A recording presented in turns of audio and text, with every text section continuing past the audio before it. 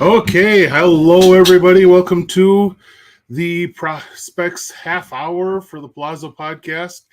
I am Ben Chase, and I'm going to be flying solo here to start things off. And you can find me, as it says on the screen there, at Big Gentle Ben on Twitter or X, whatever it's called anymore. Our main thing this week we're going to talk about is the stud that is known as Ethan Salas, catcher with the San Diego Padres system. He is having a heck of a first year, just to put it bluntly. I mean, he's 17 years old and has 9 home runs in full season ball. He's shown excellent discipline at the plate. So far, he's walking more than 10%. He's not even striking out a terrible amount at a young age. And the best part is probably his best feature is that he's an amazing defender. So far, the caught stealing rate has not been exactly what you would like, but he blocks very well, moves tremendously well behind the plate. I've had a chance to watch him a couple of times on video, and he's just tremendously athletic behind the plate. It's evident to watch. And frankly, you can see it in his offensive statistics, just how athletic he is. He's stolen 5 bases and has 2 triples already. So, pop this up here. Oh, everyone be sad. Oh, well, you might just have to put up with me the whole time here today. So, Ethan Salas, it just came out. Pipeline this week, MLB Pipeline released their updated rankings, and Ethan Salas falls into the top 5 at number 5 for a guy who is 17 years old. That's pretty ridiculous. So Salas, tremendous get. Right now, I put out in a piece this last week that I really think he is a guy who, if you are in any level of dynasty league, he should be owned. And that is pretty darn rare for a teenage catcher, whether it's draft or Latin, but especially a Latin signee catcher, to get this kind of notice. I compared, basically the best comparison I can think of is when Francisco Alvarez was coming up the Mets system. He was doing big time stuff, and that was really fun to watch. But this is so much younger. It's at a higher level, all these different things. You have to really enjoy what Ethan Salas is doing. So, let me get back here. I'm trying to do this on my solo here. Chad mentions Cartaya had this kind of notice at first, but even then he was fringe top 100, and that is true. Hey, Mike, how the heck are you?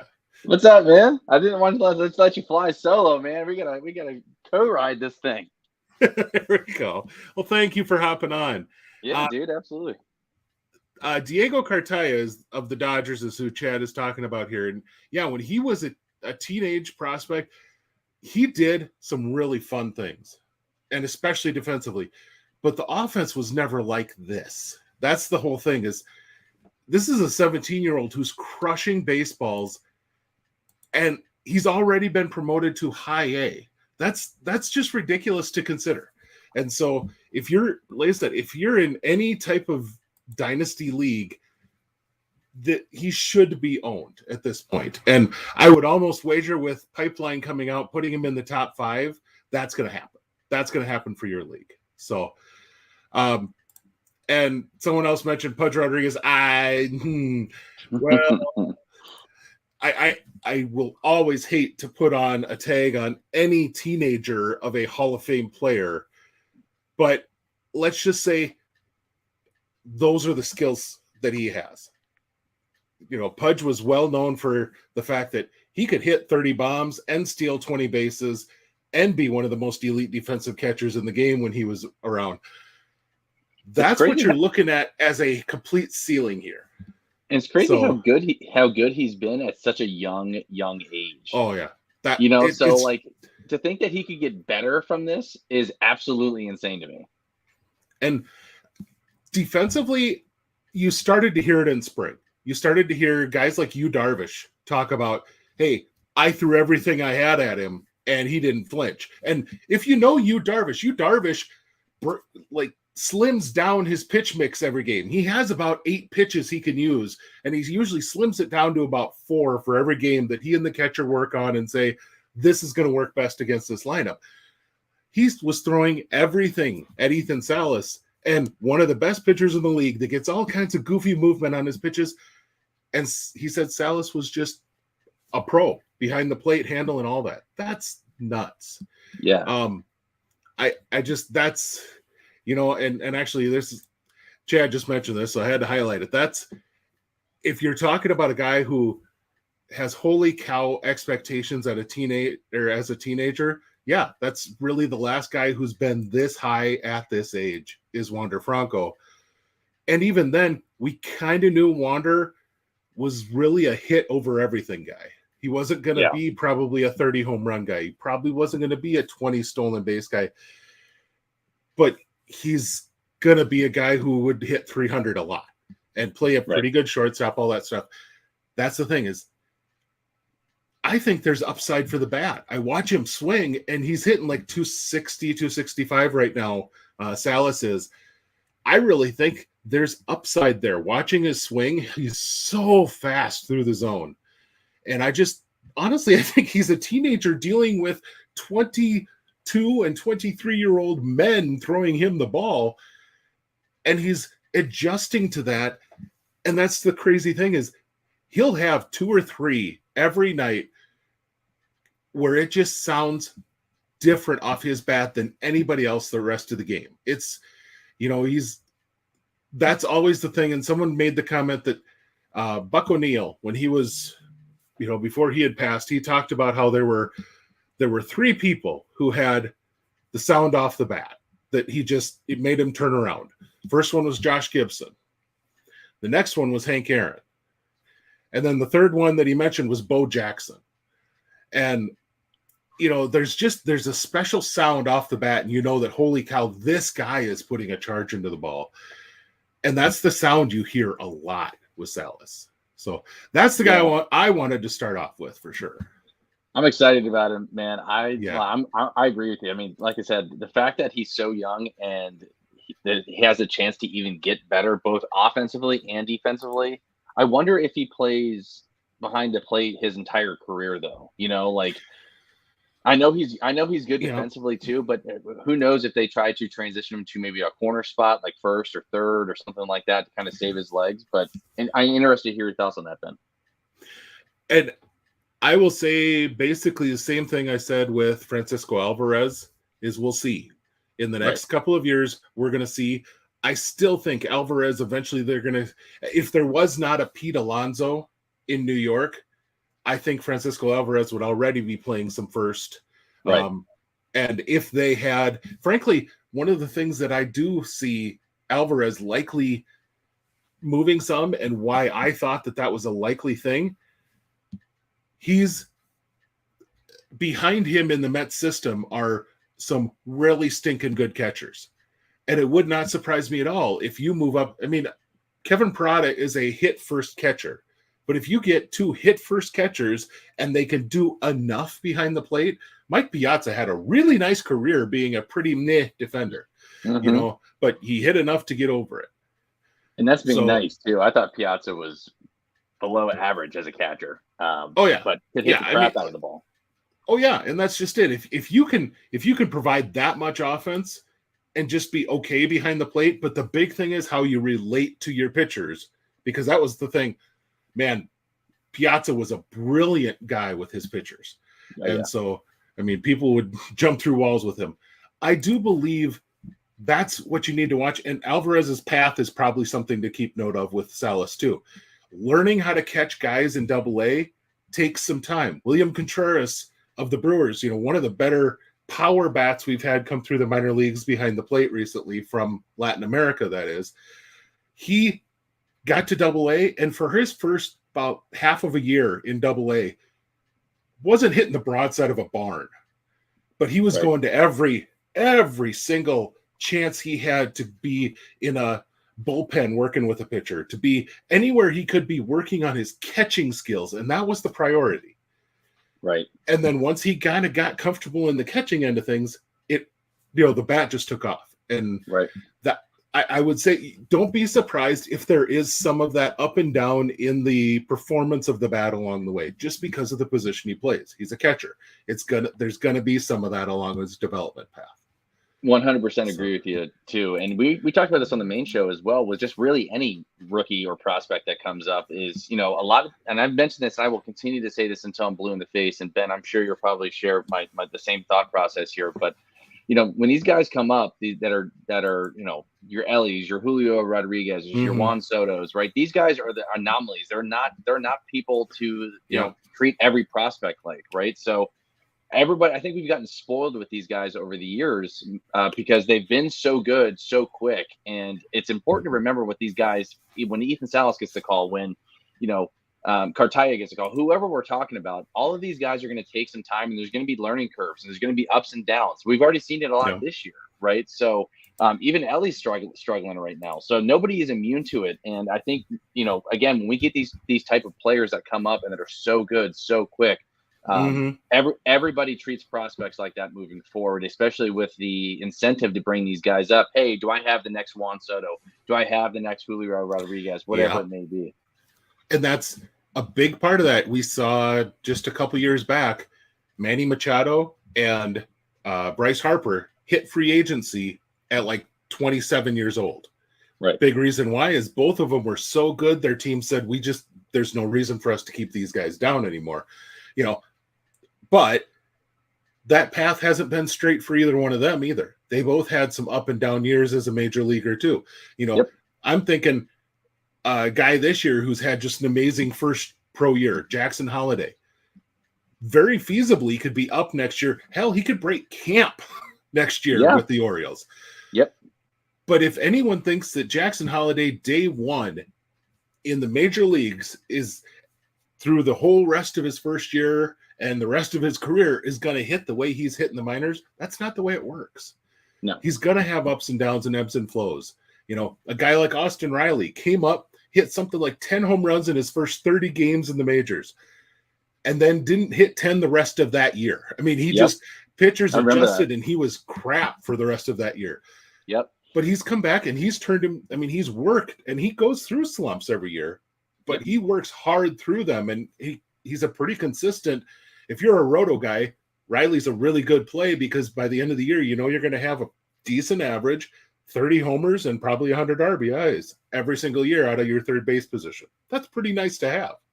Yeah. So, and when you add in all of the things that we just talked about in terms of the ebbs and flows, and then you add in the exhaustion it takes to play the catcher position. Yeah. That's just another layer on top of things. I mean, we've seen Alvarez hit well, relatively in terms of the power department, but he's going to go through some slumps this year and next, and the years moving forward, because of the position that he plays and how taxing that is. So, Ben, wanted to move on. I want to talk about, I know you guys probably had this in the show notes. Jamie brings up Lawrence Butler, and I don't know about you, but I've been really excited about a lot of these A's prospects coming up, Zach Geloff, and then obviously Lawrence Butler getting a call. Because they suck so bad, it's been great to see some of these guys come up and play. Yeah. So interested to hear your take on Lawrence Butler. Should guys be rushing to the waiver wire to go get him? That I would probably say not so much, but it's not a knock at all on Butler. It's just that Butler's the type of guy over a course of a full season, you're going to really like having him in Roto. He's going to hit for good average.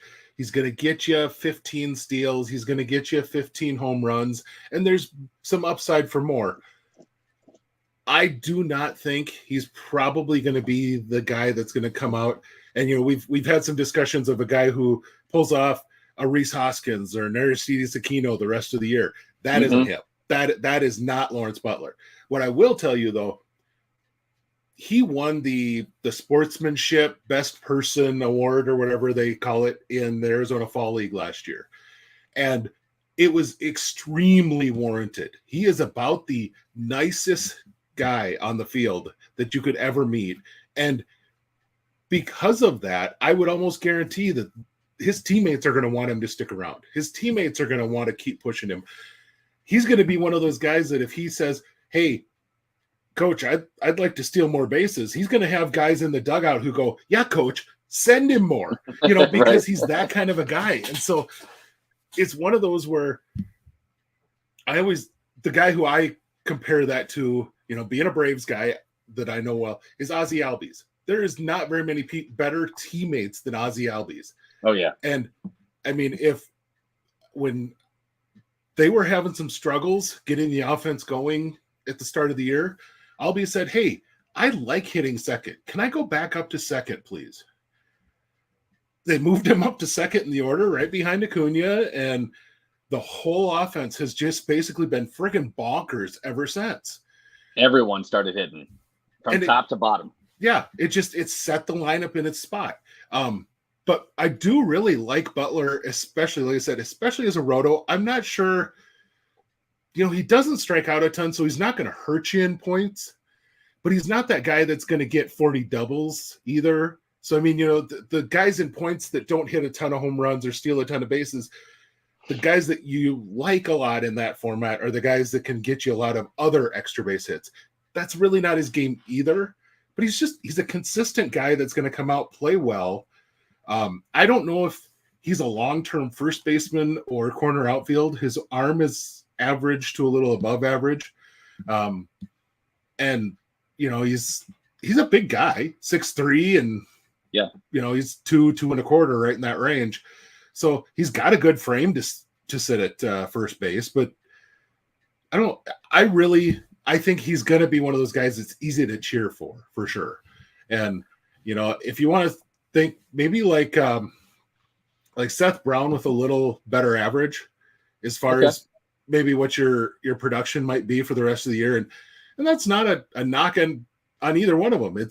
That's a very useful fifth outfielder. It's a very useful 100%. Corner infield guy. So do you think that where do you think he settles in terms of his spot in the lineup this year? And then what's his spot in the lineup projection like long term? Like where do you see him as a lineup guy? Do you see him as a top half, bottom half, kind of middle of the order? I guess if you want to go in traditional lineup roles, a 2 or a 7 hitter would be perfect for him because he's that kind of guy that he doesn't strike out a ton. He puts a lot of balls into play, has enough power to where he's going to get some, knock some out, but he's going to be a guy, and he can run some. And so, I mean, that's a great guy to have in that 2 spot. It's also a great guy to have in the 7 spot to kind of start the turnover of your lineup at the bottom side. So, right.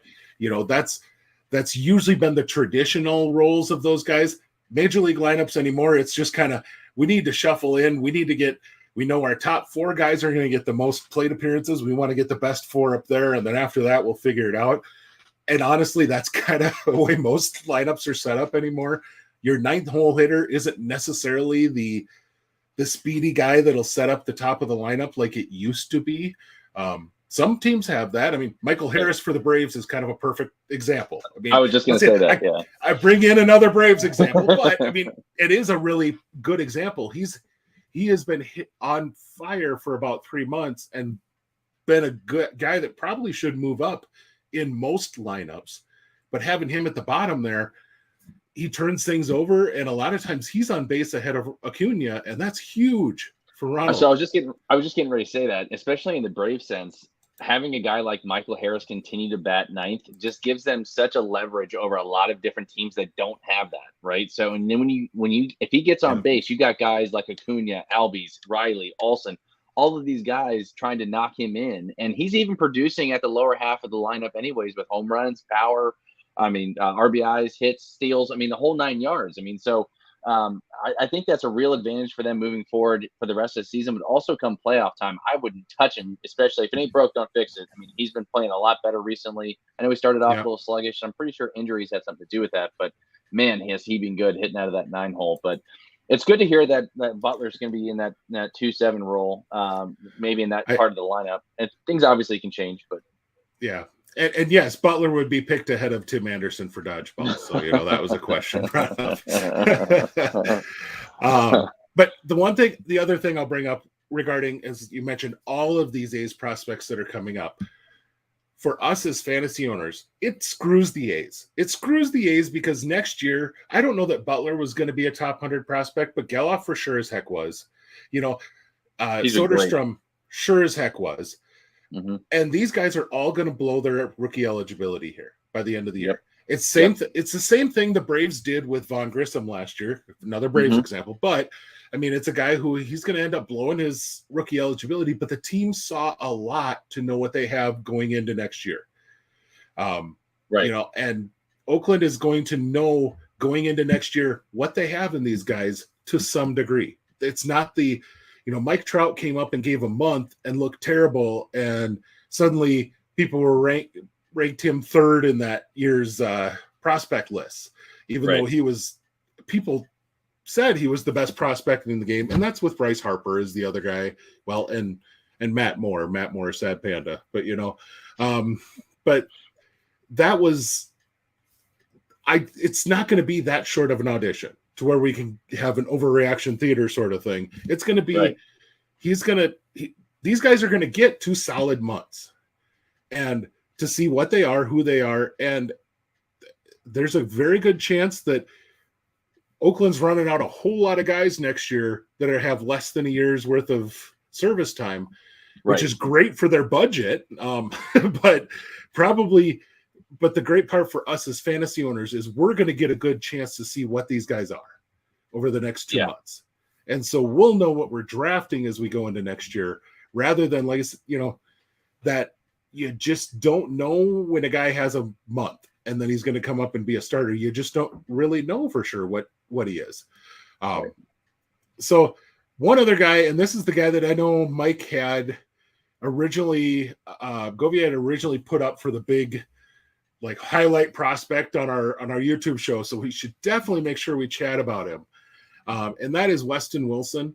And this is a profile that I like in baseball, but what I'll warn you of, all of you in fantasy that are jumping out to grab Weston Wilson after he's in his first 2 games, I think he's walked 3 or 4 times, and he's powered out a home run.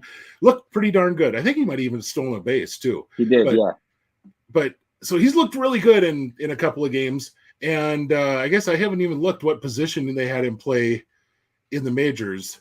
But he's been kind of all over this year. I think if I looked this up, was it okay? Because he is. He's been playing short this year. He's absolutely not a shortstop, but they don't have a shortstop at that level in the Phillies system. And so he just kind of got it by default, because I think I looked this up earlier, the second most appearances he's had at a position is first base.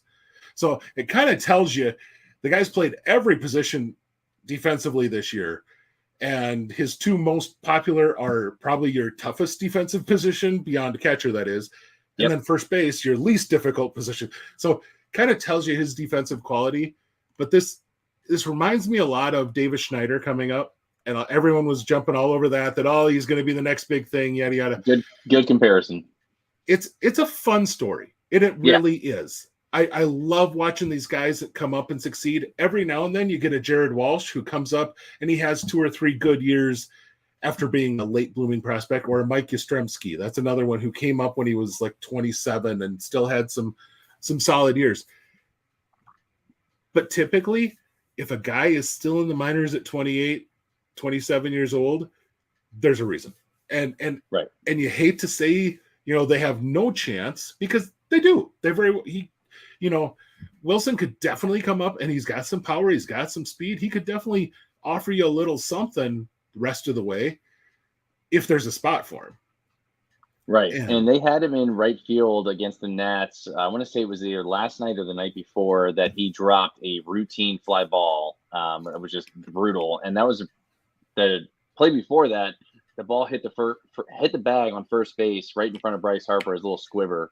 And he ended up getting on base. And then after that, the fly ball happened. So I don't know if they like him a lot in the outfield long term. So, I mean, it's really going to be about where you play this guy, because it's clear they don't want Harper in the outfield, obviously, right? But where do you play him? And I'll be honest too, Ben. I don't really know a whole lot about Wilson, but like, do you see him slotting in as an outfielder long term? Like, are they just saying, hey, we just want to get him in the lineup?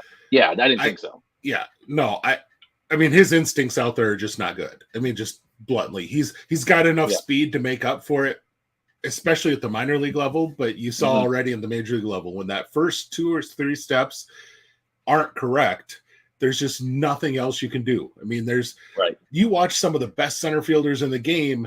I mean, granted, center versus right, but still some of the best center fielders in the game get the perfect first step, go all out, and they still miss a lot of catches. Yep.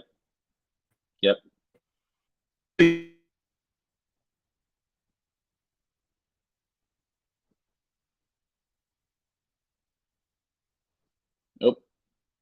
Ben, did we lose you? There we go. Now I'm back. There we go. Cool. All right. I was like, geez, and I'm spinning. This is not good. So, but what I will say, I'm looking here at the time, and I know you guys got a show coming up here in about 5 minutes. We'll give Jovier some time. We got enough time. Okay. But that Wilson is the other big one that I wanted to mention. Really, I don't have a ton of other. I had one for you actually, real quick. Okay. And I want to get your thoughts on. Is Henry Ramos for the Reds got called up today? Nick Senzel was optioned. So wanted to get your take on him. Obviously, the Reds, exciting team, right? That whole system is filled with fun prospects. Do you have any interest in him this year moving forward, or is it just somebody they're going to play kind of as a short side of a platoon or something like that, kind of like Senzel's position? That's kind of where I'm at with it, but what I like and Ramos, I believe, it was just I pulled up his BRF page. He's the brother of Elio Ramos, and I loved Elio coming out of the draft, and he just hasn't developed the way that I would hope he would. But the thing is, Henry's probably more of a balanced player. His brother was huge power, huge arm in right field, that kind of perfect right field profile. But I don't know that that's exactly who Henry is. Henry's going to give you a pretty solid overall defender, but not like got the arm anywhere near that his brother does. He's going to hit for some power, some speed. Not great at either. I mean, quite frankly, what did you get out of TJ Friedel? Because it's probably not a whole lot different from what you're going to get from Henry Ramos. They kind of have a lot of guys like that in their system right now at the very top end for outfielders, and they're kind of hoping to build up some as much as they've got Ellie and they've got McLean and they've got these other guys that are just elite and they play the infield. They're kind of wanting to build up some outfielders of that accord, and that's why you're seeing someone like Spencer. If I could say the word, Spencer Steer, if the words would not trip over my mouth, when he's playing some outfield, and he's learning out there on the fly because they want his bat in the lineup. And that's I think that's going to be what they end up having to do with this glut of infield that they have. I mean, guys like Marte are still down in the minors. They have some really good minor league hitters that are still coming and really need to. They've been playing the left side of the infield. So, I mean, shortstop, third base, there's only 2 of those positions. You can only have 2 of those guys on the field at a time in those positions. And it's so funny, too, because we talked about it on the main show, too, is, with McLean, Ellie, Steer, and even when we were talking about when Christian Encarnacion Strand got called up. Oh, yeah. The thing with him was never talent. I mean, we all knew how good he was in the minors. There's literally just wasn't a spot for him on the roster to play. And I know he was working some time in the minors, playing in the outfield, playing some first. They could DH him. Votto was coming back. So, at the same time, I agree with you 100%. I think a lot of these guys too that they know they have a good infield depth. Not to mention too, they still have Novelli Marte sitting down in the minors. So like, where does he play?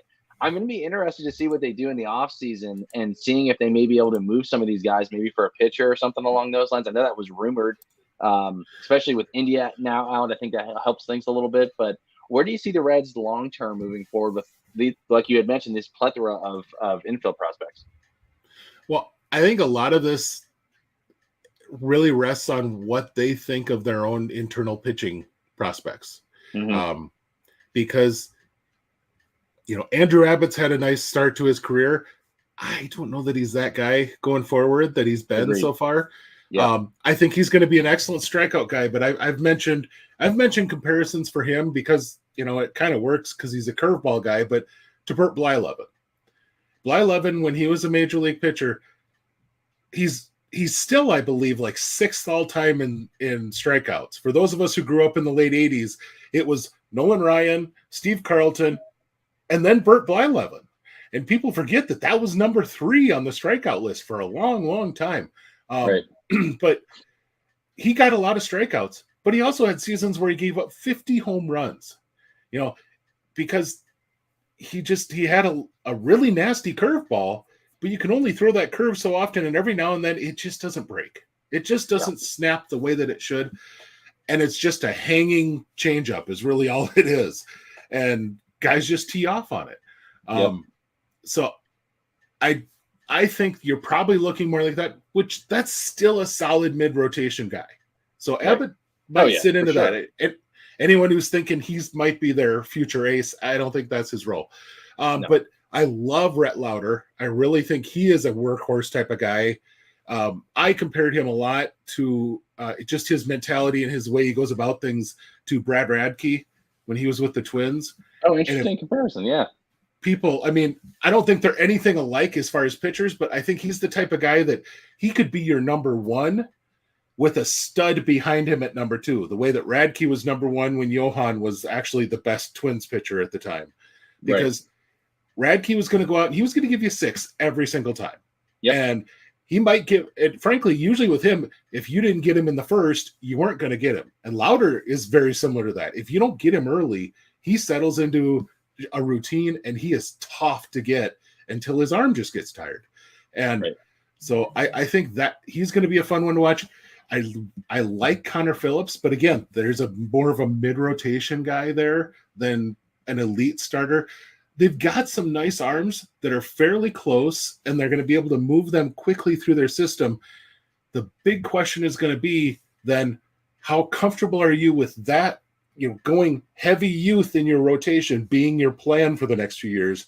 Or do you want to go out and acquire a solid starter? And it's weird too, because like the Reds and the Orioles are almost very similar, and I'm an Orioles fan. In terms of just all of these guys that they got, infield prospects that they could move for solid arm pieces. I think it really is going to come down to the health, and then obviously how they view guys like Nick Lodolo, and then also Hunter Green moving forward. Are they looking at those 2 guys as their solid 1-2 guys? I know Hunter Green got a lot of hype coming out, and rightfully so. Same thing with Nick Lodolo. He pitched well last season, not so much this year, and I know he's coming back, but I got to think. Some of these guys that are sitting down in the minors, even fully healthy with India there, Votto's probably on his way out, so that kind of opens things up for CES. But I'm wondering if they move some of these guys to try to get more of a veteran arm in that rotation. I don't know how many people are going to want to go play there free agency wise. So, because of the ballpark. It sounds like they were pretty heavy looking toward arms, but folks wanted the top of their system. And sometimes that ends up being kind of your curse, is you might hit things a little early. You might hit your stride as a team a little early. And then what do you do when all of a sudden you're winning? You kind of weren't expecting to win for maybe another year or even 2, and you're winning now. And you have all these prospects that you could use in trades. Teams look at that and go, oh, well, if you want my pitcher, I want your Marte. I want your Cam Collier. I want your, and you're talking about guys who are there's a good chance that the Reds end up with 7, 8 top 100 guys this year. Yeah. And that's the issues. You're talking about pretty elite prospects. They're not just going to give those away for a rental of a Lance Lynn. That's just not happening. But that's from what was understood, the Orioles and the Reds both were hearing that kind of a response from teams on rentals. And it makes sense. You have an abundance. Give me some of your abundance for this pitcher that you desperately want. Except that if I'm a smart GM, I'm not giving up, Noel Marte in order to get Lance Lynn for half a season. That just no way. I totally agree with you. Hey, Ben, I love the show, man. I love jumping on. This was cool. I'm actually glad Govier didn't show up so I could come up here and talk prospects with you. I could literally do this for hours. So, but we got to wrap up here. We're going to be hopping on the main show here coming up. For those of you guys watching, stay tuned. To be myself, Michael Govier, and Britton Allen. Make sure you guys tune into that show. Ben, want to thank you for your time, your mind. Yep. You're one of the best prospect dudes in the entire fantasy baseball space, man. So I always love listening to you talk. And if you guys have questions for Ben and want to know more about prospects, hit him up, Big Gentle Ben on Twitter, aka X, or myself, MKB Fantasy on Twitter. But for myself and Ben, thank you guys very much. Ben, any last words before we head off? Big guest next week. We have Carlos Collazo from Baseball America coming on to talk the draft. Ooh. And so we're going to have a chance to get into some draft stuff with him. And I'm really excited. So, and then we got another big one that isn't quite confirmed for what day, but coming up still this month. And so we're going to have some fun here in the next couple of months or a couple of weeks with our guests. So, but looking forward to Carlos next week. And so come one, come all, bring your draft questions. So sweet, man. I'm excited. I'm definitely tuning in. Thanks for your time, man. Appreciate it. Yeah. And we'll see you. Thanks for hopping on. Yeah, dude. Absolutely. All right, everybody. Peace. Peace.